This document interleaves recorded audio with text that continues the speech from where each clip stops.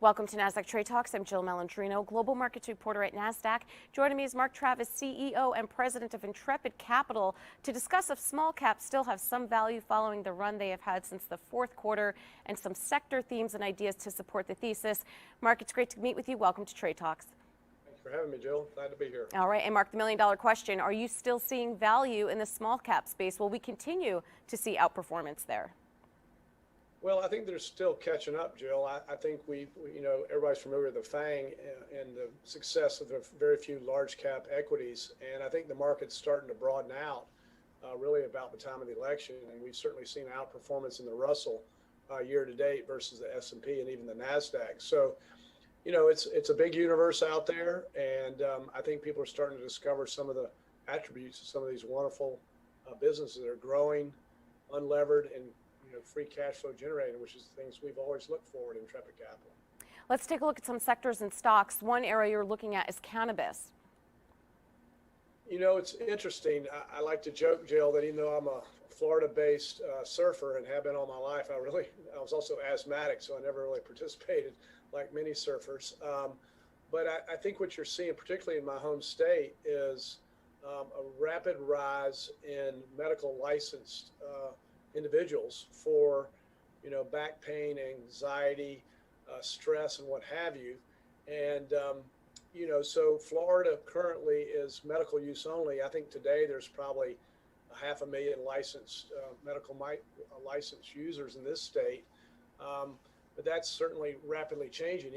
Even states that would be considered maybe more politically conservative, like, say, South Dakota, have approved it for, I believe, recreational and medical. So, the trajectory, looking at states like Colorado and California, is onward and upward. And it's a constrained market as far as, who can enter and what they distribute and where they grow it. And so we think there's a really long trajectory of growth here with very attractive margins and rapid sales growth.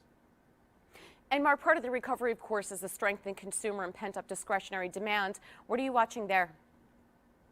Well, it's interesting. I had lunch with a customer today who's got a foot injury, and one thing about feet is you really can't do without them. And then you can't do without your feet. You also can't do without shoes. And we think that as not only the U.S. economy recovers, but the global economy, people that offer value in that space, kind of a comfort plus option for people, is going to be a rewarding long-term investment. And finally, gaming. Just because we're seeing the other side of the pandemic doesn't mean that gaming is going anywhere, especially with the social component and ease of access that's being built in. Yeah, it's interesting. I'm the proud father of a 23-year-old son. For whatever reason, he happened to miss that pitch in terms of gaming, but I know a lot of kids and certainly adults do. And it's really a really interesting media space.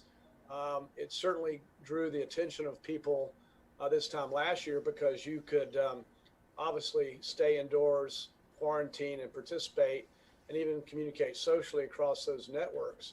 I won't name names, but there's certainly been heavily shorted stocks in that area that have done exceptionally well that retail, gaming software. But again, the dynamics are robust, the balance sheets are pristine, and the growth rates are high. So we think there's a long runway for equity holders in that particular space.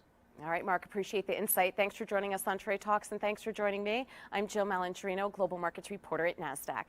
Thank you, Jill.